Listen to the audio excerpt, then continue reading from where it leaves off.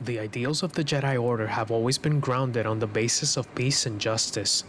The Jedi would risk their lives and place themselves front and center to any danger that threatened the galaxy.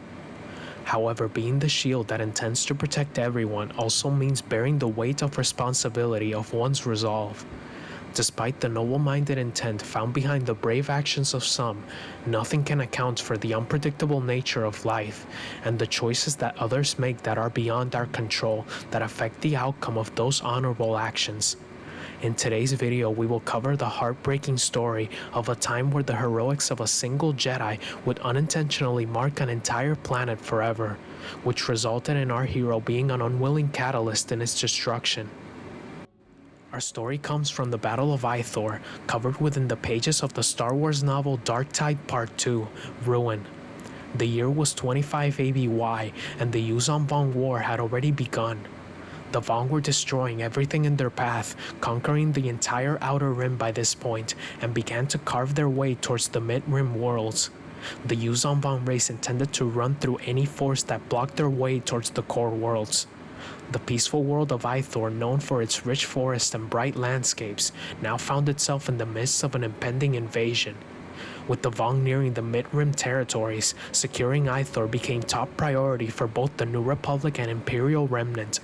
Both factions managed to form an alliance spearheaded by the New Republic Admiral Tross Crefei and Imperial Admiral Gilad Pellaeon. The two admirals came to an agreement that Pellaeon would be in command of both the New Republic and Imperial Remnant militaries, being placed as the head of this campaign effective immediately, to much of the dismay of the New Republic Chief of State Borsk Fey'llah, who demanded that control be passed over back to Crefei. However, a contingency order would be set in place by the two admirals that stated that if Admiral Pellaeon was to be replaced, all Imperial forces would be recalled back to their homeworld of Bastion, leaving ITHOR without the defense of the Remnant. This was to appease the Imperial population, putting them in a position of power over the New Republic forces, but both forces would be fighting in favor of life against this violent extragalactic force. This agreement also prevented the New Republic Senate's involvement in the military operation. For good reason, it kept them from micromanaging the war. The new Jedi Order would take part in the ground defense while Pellaeon commanded the battle from ITHOR's orbit. The Yuuzhan Vong had reached the planet far sooner than they had anticipated, and the evacuation efforts had run out of time.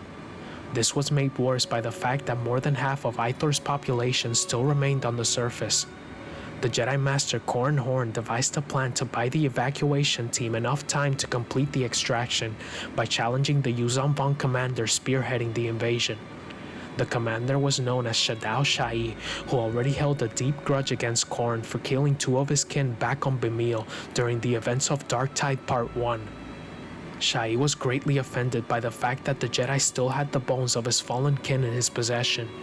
Because of this, Shai accepted Corran's challenge under the agreement that if Corran won the fight, ITHOR would be spared from a Yuuzhan Vong invasion. If Shai won the duel, the bones of his fallen would be returned to him. Corran opted for a 3-month preparation for the duel against Shai, attempting to find a way to stretch ITHOR's time window. Shai reluctantly accepted, but would only agree to give Horn 7 days to prepare. With no other option, a temporary truce between the Yuuzhan Vong and the Imperial Republic forces was set in place, which would buy ITHOR a week's worth of time to complete its evacuation.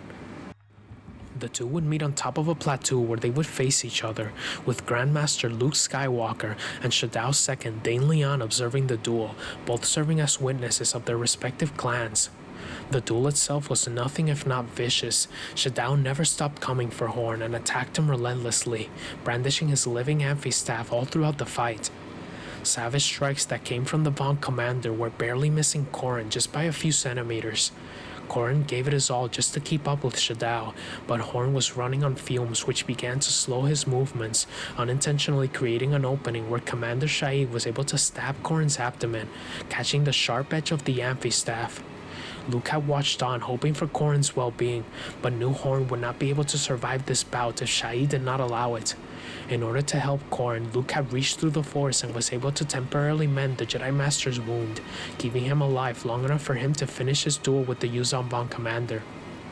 With Horn brought to a knee, he began to taunt the commander, with Corran making comments about Shai's poor fighting style, and even added to this by saying that he doubted that the Bones would even want to return to him, referring to one of Horn's comments about Shai's incompetence when it came to making a clean kill. Naturally, this provoked a great fire within the Vong commander, which the Jedi had used as bait, which caused Shai to lunge himself towards Corran. When this happened, Shai found himself pushing down on Corran's lightsaber with the intent of putting it through the Jedi Master's face. However, in a shocking twist, Horn had risked everything by deactivating his lightsaber mid-duel, causing Shedao to stumble. Horn would take advantage of the sudden shock and would reignite his lightsaber through the Yuuzhan Vong's stomach, which would put an end to his reckless advance permanently. The Battle of ITHOR by all accounts had ended, with Corran emerging victorious. After the duel, Shai's second, Dane Lian, who now found himself in Shedao's position, parted ways with the Jedi, leaving behind the lifeless corpse of Shedao Shai. It would seem that ITHOR had been saved by Master Horn. He emerged victorious, and now the agreement between him and the Vong would be honored, sparing ITHOR from the horrors of war. However, this would not be the end of the Yuuzhan Vong's presence within the system. After Dane Lian had left ITHOR's surface, he came into contact with a Vong War Master who ordered the subsequent destruction of the planet. By order of Savang La, Dane Lian unleashed a terrifying bioweapon on the planet. This weapon was carried by dozens of seed-shaped Eurocoral pods. Once the pods entered the atmosphere, they would explode, creating an immense cloud that covered the entire planet.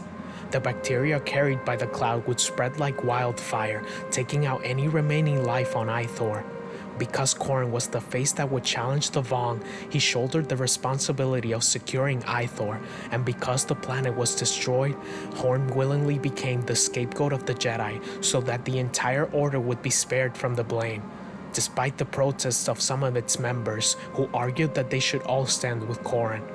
With the New Republic's trust in the Jedi diminished, Master Horn was blamed entirely for the planet's destruction. His face was shown across the HoloNet, labeling him as the man who had killed ITHOR. From this point on, Corran would go into a self-imposed exile.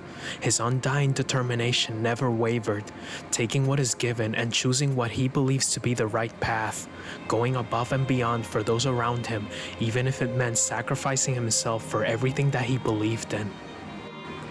That's gonna do it for this video, my friends, but let me know your thoughts in the comments about what you all thought of this story. I give my thanks to everyone who keeps visiting our archives and actively support the growth of this channel. I hope you will stick with us as I continue to explore the archives of the expanded universe. Take care, everyone, and may the Force be with you.